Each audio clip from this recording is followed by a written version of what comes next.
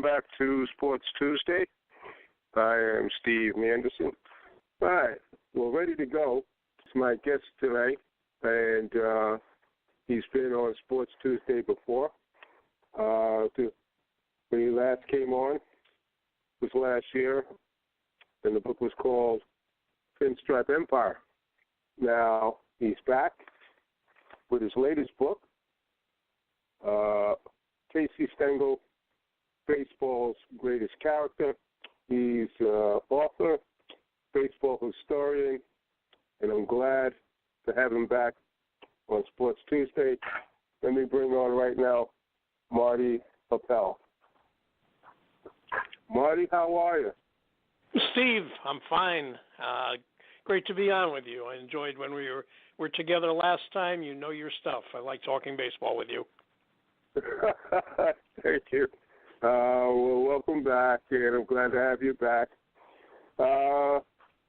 This time around, your latest book is Casey Stengel. Yes. For those maybe not familiar with him, because he's been gone a long time, he led the Yankees to 10 pennants in 12 seasons, won 7 World Series, and he was the first Mets manager. And he was a ball player starting back in 1910, who was not a bad ball player for his time. Now, what position, as a ball player, what position was he? He was an outfielder. He was actually a left-handed throwing infielder in high school when he grew up in Kansas City. But he converted to the outfield, and he was a fairly decent ball player, .284 lifetime hitter, played for 4 World Series teams. So championships was always in his blood. Yeah, although when he started managing in 1925, it was a long time till he tasted the World Series again. He did not have much success as a manager in the minor leagues and in the National League. In fact, he managed Brooklyn and he managed the Boston Bees, which we know better as the Braves, but they were the Bees back then. And he was in the second division like every year. So when the Yankees hired him in 1949, a lot of people thought, are you kidding? The mighty Yankees have hired this clown, this guy who's never been out of the second division? It really shocked the baseball world. Well, his story is kind of reminiscent to Joe Torre. When Joe Torre was hired, nobody had much faith in Torre as a manager, especially with his past. And again, he also managed, his first managing job was with the Mets and everything. Yep. But like Casey, Casey had, he had Mickey Mantle, he had Joe D, he had Yogi Berra, he had great Yankees during that stretch run there where he won 10 out of 12 World Series, 10 World Series in 12 years. Now, during that time, during that stretch run, how close, how close? What was the rapport of Casey with all those Hall of Famers that he managed during that time? Well, he wanted to establish who the boss was right away, and of course he inherited Joe DiMaggio, who was at the peak of his success as a ball player. He was legendary already, and people were anxious to see how Casey and Joe would hit it off. It was pretty clear Joe didn't have a high regard for Casey. He'd never been in the American League. He'd never managed a winner, and Joe was an elite player. And Casey put it to the test almost immediately. In his first spring training, he announced that the players were forbidden to go to the local dog track down in Florida. He didn't think that was conducive to good training. And that's where DiMaggio went, like every night. So he was going to test his power with DiMaggio right from the start. And the way that played out was Joe went to the track anyway, And Casey said, well, I don't have any first-hand knowledge of that. So they found peace somehow in all of that. And by the second year, Casey had lifted that ban.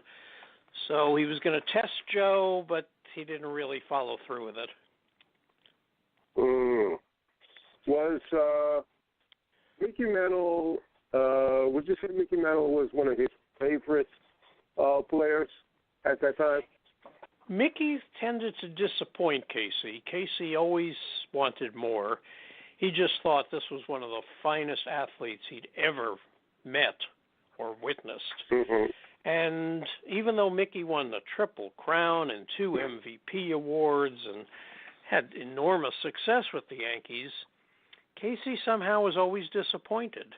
And when he was asked to name his all-time best Yankees, he put Hank Bauer ahead of Mickey Mantle. So wow. Mickey himself probably played better for Ralph Houck after Casey left. And DiMaggio and Rizzuto, they preferred playing for Joe McCarthy, who was before Casey. So Casey had a strange relationship with a lot of his players, but he made it work. Now, you have a chapter in the book titled Trading Billy Martin. Anytime I hear Billy's name, I know there's a nice story to go along with it. What was that all about?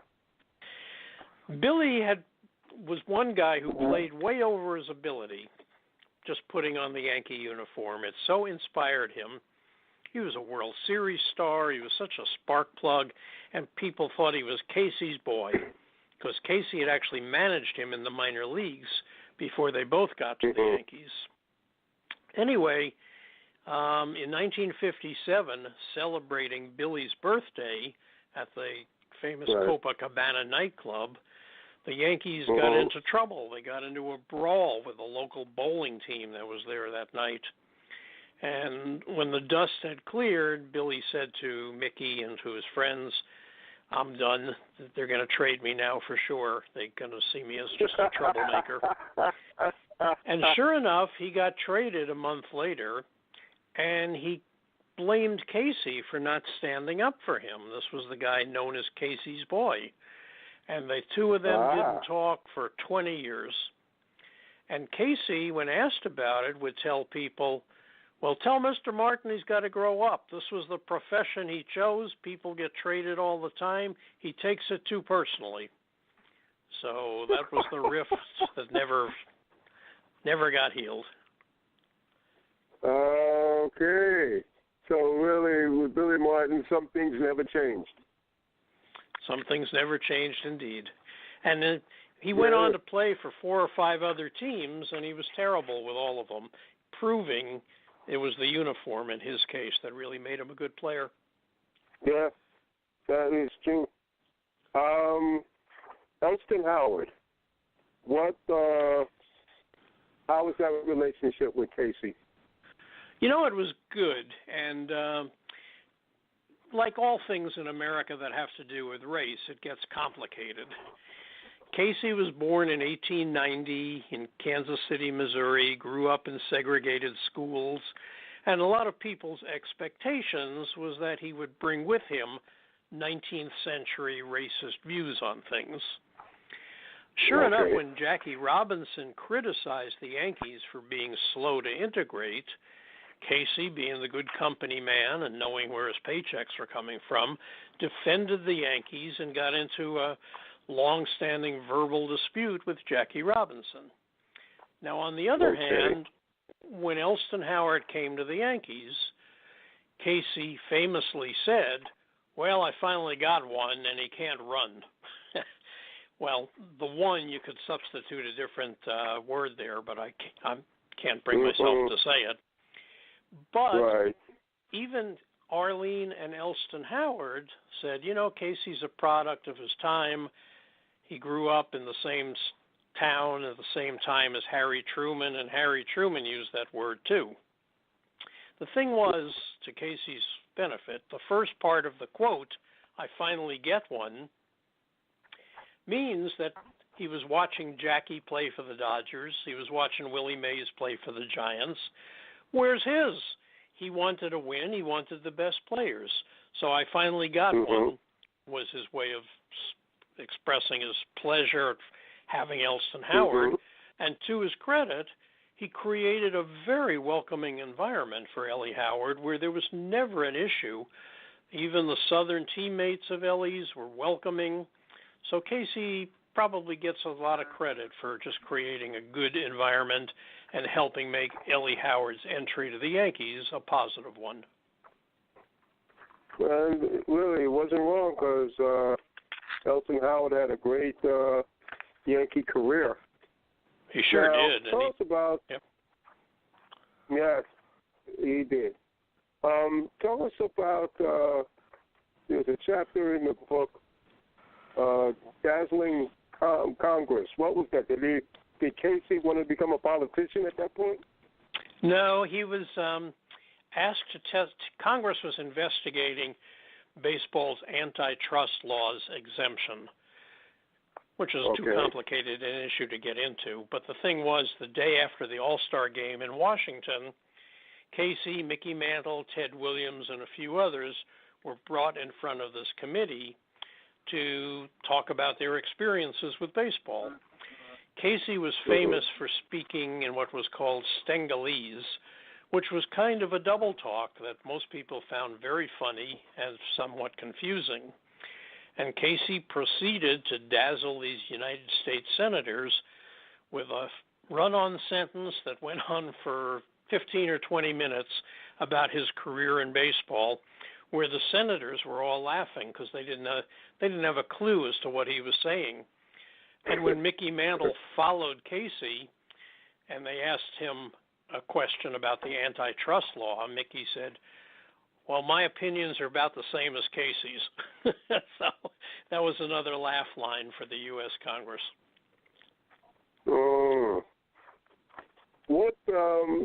One of my favorite Yankees outside of Mickey was the Scooter. Phil Rizzuto. What was the relationship between the Scooter and Casey? Because the Scooter, he could be a cut-up himself. What was that like? It wasn't good. Rizzuto loved playing for Joe McCarthy. Casey, even though Phil was an MVP in 1950 with Casey managing, Casey would belittle him in the press. He'd talk about other guys he was going to try at shortstop. And occasionally he would have Rizzuto bat ninth in the lineup. This was before there were designated hitters, so it was unheard of. The pitcher always batted ninth, and Casey now and then would hit Rizzuto ninth and have the pitcher bat eighth. And it's hard to imagine being more insulting to a veteran ball player like Phil Rizzuto. And then Phil would read in the newspaper, well, maybe I'm going to try Mickey Mantle back at shortstop. He started as a shortstop. And it was very frustrating for Phil. And then ultimately, Rizzuto got released in 1956 on Old Timers Day, which was with all his ex-teammates and friends there. It was humiliating for him to have to go out that way. It was, yes. I could see that. Old Timers Day, that's not good timing. Not at all. No. Yogi Berra, another favorite of mine. And he, great ball player, Hall of Famer, but pretty good manager, in my opinion. Do you think he learned a lot of managing from Casey? The two of them were very close. And when Yogi had started in 1946, Casey arrived in 1949. And by then already, all the New York writers were sort of having their way with Yogi. They would ridicule him about his looks, about his intelligence. They would pretty much just call him a dumb athlete in the papers. And when Casey arrived, he bestowed a new sense of how we look at Yogi Berra. He would call him Mr. Berra. He would make him call him my assistant manager.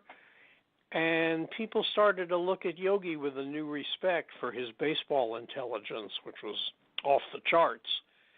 So in that case, Casey was terrific, making Yogi into much more than the press had given him credit for in the first place. So that was a relationship that actually thrived, and ultimately when Casey managed the Mets, he brought Yogi over there after Yogi had been fired by the Yankees as their manager. He brought him over there as a coach. Which now brings me to the Mets. Casey was their first manager in 1962 when the team was formed.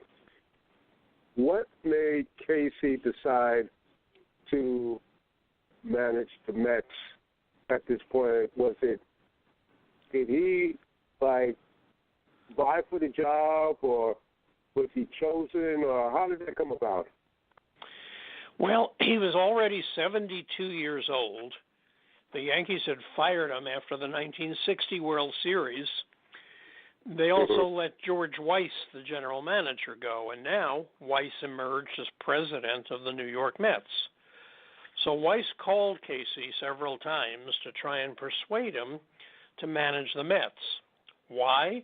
Because Weiss knew it was going to be a bad team that had a fight for attention in New York against the mighty Yankees, and he thought Casey was just the right guy to divert attention off how bad the team was playing and onto him as this great character in sports history. And Casey also thought he could have some fun competing against the Yankees. He was still bitter about being fired. So he took the job, and it went exactly as Weiss had hoped. Casey diverted attention away from how bad the Mets were and just charmed the writers into his kind of adopting the Mets as the favorite team in New York, and he really put the Mets on the map in his 4 years as Mets manager. Well, that first year was like the worst record in Major League Baseball history. They only won, 40 games. Right. At the end of that season, did Casey wanted to just throw his hands up and say, I'm done with this? What made him stay on? Well, he loved being around baseball. He loved baseball people, and he loved the baseball community. And when I say community, that includes the writers, the fans, the front office people. This was his world. He had no hobbies. He didn't go to the movies. He didn't play golf. It was all baseball for Casey. And being in a manager's position in New York City still gave him vitality and made him feel he was in his element. So even though he was now approaching 3/4 of a century in age, it just felt right for Casey Stengel. There's always that video of him talking about the Mets, and he calls them the Metsies, and he goes, Metsies. And it's the funniest thing. I say, well, you know what? When a team that's that bad, you got to try to find some humor in the whole situation, and probably keeps the players upbeat as well. And he was very successful at that, and he kept appealing to young players to think about signing with the Mets, make the Mets your future. And when he was saying Metsies, he was talking to the fans. He was like, I want the little babies to grow up saying Metsies. And he was charming. He did that, and he knew it would be all over television, and it was. And he did it for 4 years, and then I think the next manager was Wes Westrom.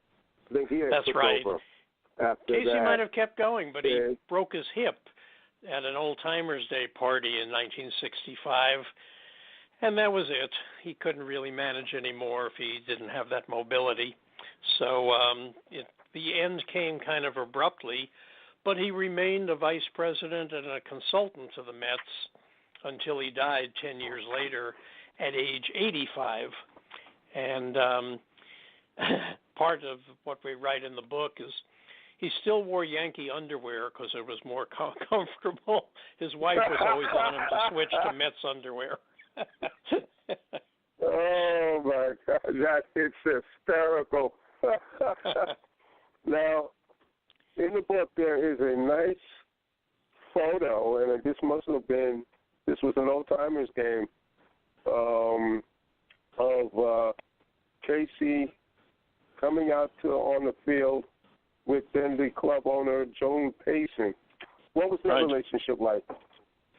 Oh, it was wonderful. She was a sweet old lady who loved owning the Mets and bringing National League Baseball back to New York. And to be able to have Casey Stengel be the poster boy for the team just made her day. So the two of them had a wonderful relationship. They actually died within a few days of each other in 1975.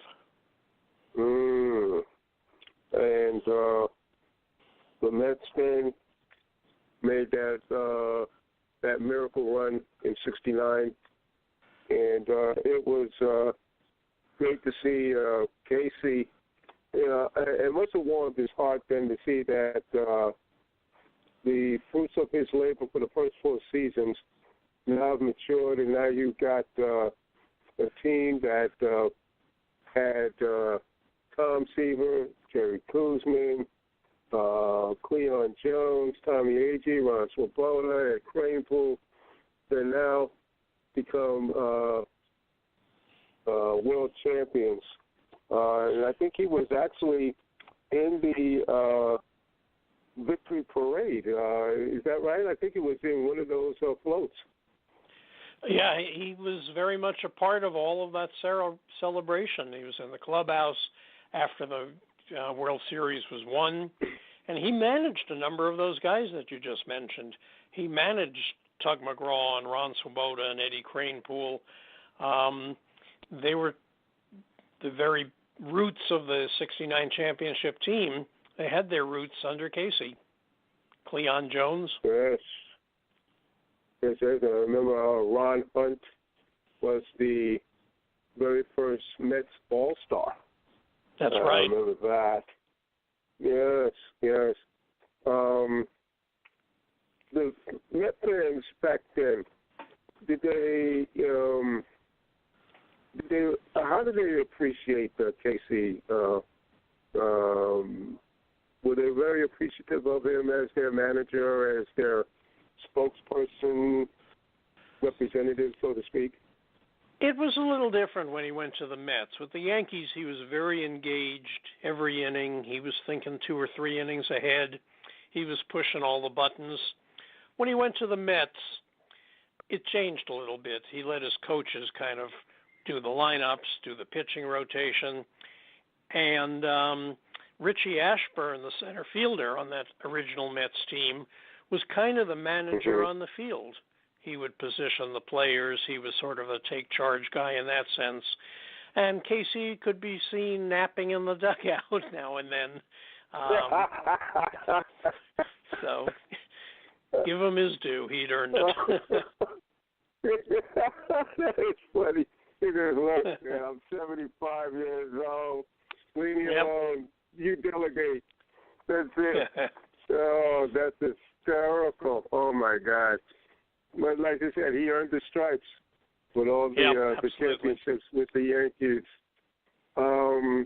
In your opinion,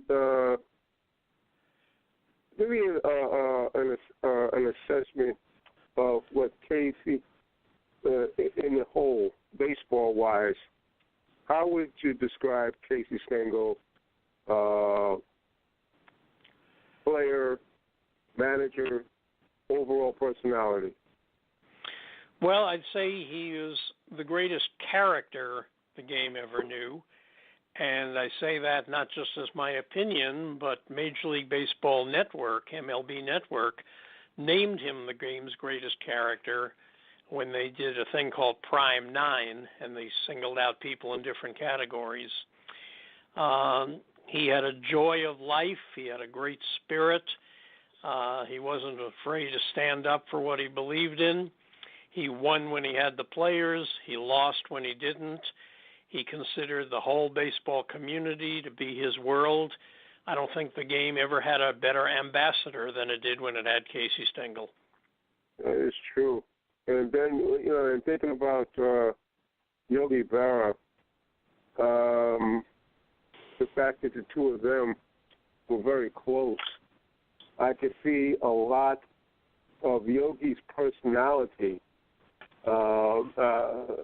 coming from Casey. Because, Yogi is famous for what they call yogiism. And, right. Was a very intelligent manager, and also a very intelligent player, especially catcher. And had the temperament too, because which very similar to Casey when he was fired in '85 after I think just 16 games or so by Steinbrenner. And he was very upset about that and stayed away from Yankee Stadium for 14 years. So I said that, and he didn't care. I said, hey, I'm going over to Queens. I'm hanging out there where I'm more respected and appreciated. He is a man of high principle and great character, and everybody respected his decision. That is true. Before I let you go, and I thank you very much for coming on again, in today's baseball, today's managers, who, in your opinion, who have you seen, can you compare with the intelligence and the personality of Casey Stengel? Well, there's really nobody, Steve, and here's why. Casey had this great baseball instinct. He made all his moves largely based on instinct, and also the good memory of knowing how guys did at certain matchups. Today, it's all computerized. It's all at their fingertips as the game is going on. So nobody is doing it quite the way Casey did. And since the introduction of instant replay for umpires, the managers don't go out and argue anymore, which Casey used to use to his advantage to fire up his team, fire up the fans. It was part of what made him a colorful character. So there's really, the circumstances are such that there's nobody you could say is like Casey Stengel today. Would Casey do well in today's baseball? Do you think, with the rule changes that they have and the way the game is played now? It's hard to say whether he would have just said, I'm going to manage on my instincts, keep that loose leaf away from me. And his instincts tended to be right. But probably he would not have fit into today's game. I could see him getting ejected at mainly every game or every other game. He'll set records. I think right now Bobby Cox holds the record for most ejections. I think he would have passed him by miles. Yeah, probably so. That is true. Well, so, Marty, Steve, thank you for having me on. I really love talking baseball with you. I definitely, it was my pleasure. As I've always said, the invitation's always open to you, Marty. How is the book doing so far? It actually comes out next Tuesday. It's not out yet, but the early reviews and the early rankings on Amazon are very positive. I understand it's going to be reviewed by the Wall Street Journal and the New York Times. So fingers crossed, looking forward to that. If the Times got anything to do with it, you're going to wind up being on the bestseller list real soon. Well, nice of you to say. We'll see where it takes us. A lot of baseball books do well. I can't see why this one won't follow suit. And thank you. As I said, you're welcome anytime. Whenever your next project will be. And how do you see the Yankees doing this year with a bunch of young folks? I think it's kind of a rebuilding year. I think the fans need to be patient. It's a lot to ask to have all these kids get good at once, even though it happened 20 years ago when Jeter and Rivera came along. But it's a lot to ask that they'd all succeed at the same time. So patience is the key. Yeah, the Steinbrenners are doing something that they've never done. They've kept the money in their pockets, and they said, "Well, we ain't buying nobody this time. You know, we're gonna have the kids come up from the system and see what happens," which is the smart thing to do. Right. Yes. Well, Marty, you take care. You too, Steve. Thanks for having me. We'll definitely talk down the road. God bless. You too. Bye-bye now. Bye. Marty Appel, Source Nation. The book is entitled Casey Stengel, Baseball's Greatest Character.